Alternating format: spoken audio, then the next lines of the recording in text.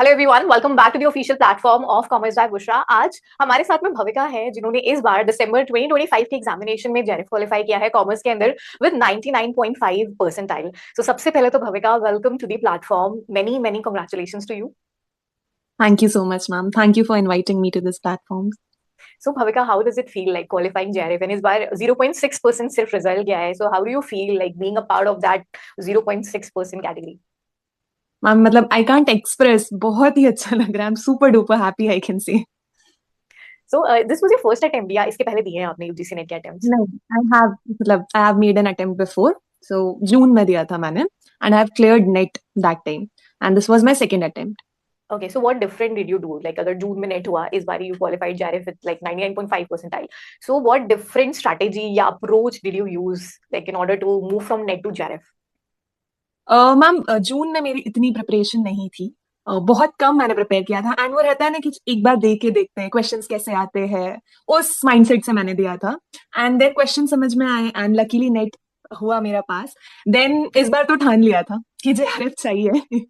And then आपकी मतलब I can say कि आपकी गाइडेंस, आपका सपोर्ट, आपकी बैचेस, मतलब मैं आपको बहुत पहले से फॉलो कर रही हूँ। जो पहले भी मैंने नेट दिया था, मैंने आप ही के वीडियोस देख के दिया था मैम। एंड देन उसके बाद स्टार्ट किया जुलाई से, आई गेस मैंने प्रिपरेशन इस चीज की चालू कर दी थी।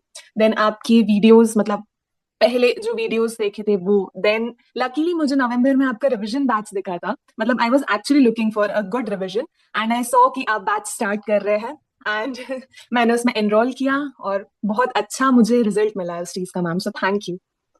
ओके, सो जैसे आपने बोला कि आपने रिवीजन लाइक बैच से काफी सारी चीजें रिवाइज करी। एंड रिवीजन जैसे हम कहते हैं ना कि is the key to success, क्योंकि सिलेबस इतना वास्ट है कि हम इतनी सारी चीजें पढ़ते हैं, बट अगर हम प्रॉपर तरीके से रिवाइज ना करें, so like we lose a lot of things. Like हमारे माइंड से वो सारी चीजें जो है वो ड्रॉप डाउन होती जाती है। सो जैसे आपने कहा कि आपने बैच में एनरोल किया, वहां से रिवाइज किया। सो how did you like completely revise? क्योंकि बैच तो चलो आपने नवंबर में ज्वाइन किया, बट आपने प्रिपरेशन जैसे आपने बोला कि एग्जैक्टली आपने जुलाई से स्टार्ट कर दी थी, July July to December. How did you manage studying, revising, या पीवाईक्यूज आपने कैसे सॉल्व किए? लाइक एनी एस्पिरेंट, जैसे मान लो कि कोई एस्पिरेंट है वो अभी स्टार्ट करना चाहता है और अभी उसके पास में अप्रोक्सीमेटली 4 to 5 मंथ्स बचे हैं। So what strategy that aspirant can use, like you can suggest? Ma'am what I did कि मैंने सबसे पहले सिलेबस देखा था, एंड सिलेबस के अकॉर्डिंग मैंने टॉपिक्स कवर करती गई। मैं पूरी चीजें मैंने पढ़ी थी, एंड अप्रोक्स उसको मैंने ऑलमोस्ट टिल अक्टूबर किया था, ये सारी चीजें कर करके।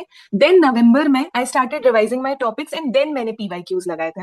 मतलब मुझे बिना प्रिपरेशन के मैं पीवाईक्यू मतलब क्वेश्चंस में लगा ही नहीं सकती, मेरा कॉन्फिडेंस ही डाउन हो जाता है। तो इसलिए मैंने पहले पूरा पढ़ा। Then I started attempting PYQs. Then ma'am जो आपने मॉक हमको प्रोवाइड किए थे वो मैंने लगाया, एंड उससे मतलब सीरियसली स्पीकिंग मैं असर्शन रीजन में इतनी वो नहीं थी। मतलब I was not confident, and मेरे आंसर्स भी बहुत रॉन्ग जाया करते थे।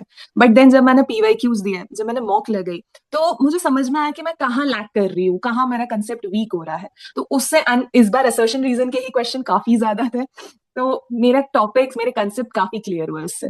मैं लास्ट में, मेरे ख्याल से मुझे याद है कि नवंबर में जब हम क्वेश्चन सॉल्व करते थे, so I used to include a lot of assertion reason questions classes के अंदर। सो ओके भविका, जैसे जेआरएफ के अंदर हम कहते हैं ना कि सिर्फ अपना सब्जेक्ट स्ट्रांग होना, कॉमर्स स्ट्रांग होना ही इंपॉर्टेंट नहीं है। Paper one plays a major role, क्योंकि कॉमर्स के अंदर no matter what you do, like अगर हम ऑनेस्टली स्पीकिंग प्रैक्टिकली हम बात करें तो हम 70 क्वेश्चंस तक ही बहुत मुश्किल से पहुंच पाते हैं, क्योंकि इतना डीप सिलेबस है, इतना वास्ट सिलेबस है। तो पेपर वन जो है वो एक तरीके से हमें एक पुश देता है जेआरएफ तक पहुंचने के लिए। सो how did you manage paper one along with commerce? Like कितने आवर्स डेडिकेट किए, कैसे आपने प्रिपरेशन करी दोनों को बैलेंस करते हुए? मैंने पेपर टू को ज्यादा वो दिया, वेटेज दिया था। मतलब बेसिकली उसके लिए ज्यादा आवर्स मैंने डेडिकेट किए थे। पेपर वन में दिन में 3 to 4 आवर्स पढ़ती थी, एंड उसमें भी अलग अलग टॉपिक्स, क्योंकि 10 यूनिट्स है, उसका सिलेबस है तो बहुत ज्यादा, बट वो वही रहता है ना कि क्वेश्चंस आपको जब पता रहता है कि इस पेपर के ज्यादा है, तो आप थोड़ा उसमें कम ध्यान देने लग जाते हो। But no doubt it is a game changer, अगर आपने नहीं किया हो तो फिर वो नहीं हो पाता है। तो मैंने 3 to 4 आवर्स दिए। मेरा मैथ थोड़ा वीक है, तो मैंने उसमें मेहनत की थी, रीजनिंग पे की थी। बाकी टीचिंग एप्टीट्यूड वगैरह तो थ्योरी मेरा वैसे थोड़ा स्ट्रांग है, तो मैंने उसके लिए यू कैन से कि 2-3 महीने मैंने पेपर वन को दिया था। देन मैंने थोड़ा रोक के I started again commerce, and then फिर नवंबर दिसंबर मुझे भी एक्चुअली समझ नहीं आ रहा था, मैं बस पढ़ रही थी। ओके, एंड दूसरी चीज ये है ना कि हमारा कॉमर्स से प्यार थोड़ा ज्यादा होता है। Like while I was also preparing, so paper one पे मेरा भी फोकस नहीं ज्यादा था, मतलब ऐसा लगता था कि ये तो कर लेंगे, इसमें क्या है, टीचिंग में क्या है, मतलब ये तो मैं कर लूंगी, एंड मतलब मन करता है कॉमर्स को ज्यादा पढ़ने का।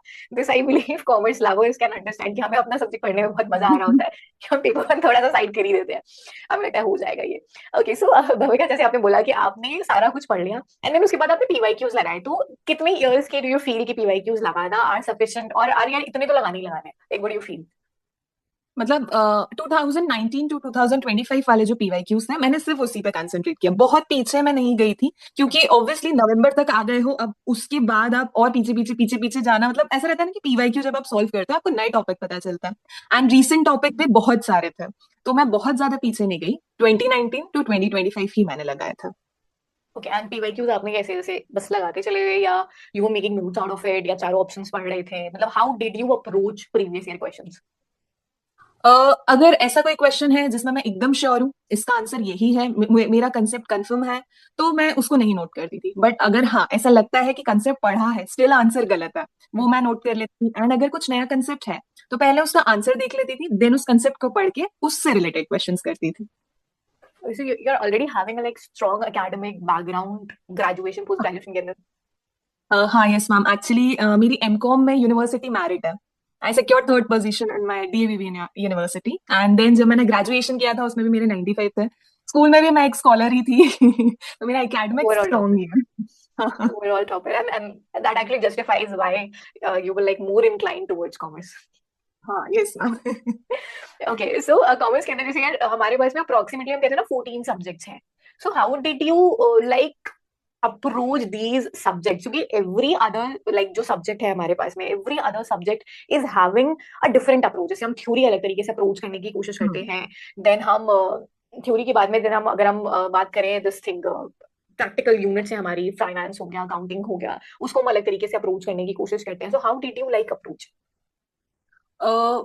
थ्योरी एज आई सेड, मुझे थ्योरी बहुत पसंद है, मैं अच्छे से कर लेती हूँ उस चीज को, एंड देखा जाए तो syllabus ma'am from 11th to post graduation यही चीज है मोस्टली, तो पढ़ी हुई चीजें भी थी।